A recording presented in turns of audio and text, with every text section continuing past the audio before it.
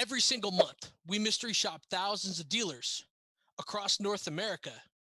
And the difference between the top 10% and the bottom 10% is always staggering. You could go to our website and take a look at this at any time. And if you sign up with your email address, we will send you this report weekly. Let's take a look at the average response times to start of the top 10% of dealers and the bottom. Top 10%, 2 minutes. Bottom 10%, 36 hours. In regards to the emails, 2 minutes, 31 hours.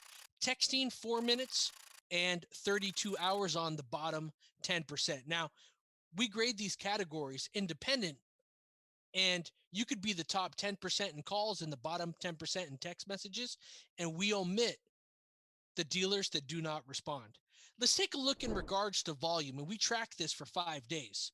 On the calls, the top 10% of dealers make 8 phone calls, bottom is 1, top is 8, bottom is 1.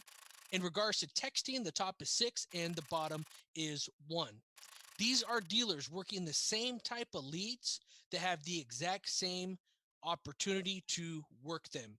And you see a huge difference in the performance of the stores. Now, with the stores that we do training for, as it may be expected, the dealers that make more phone calls have a faster response time.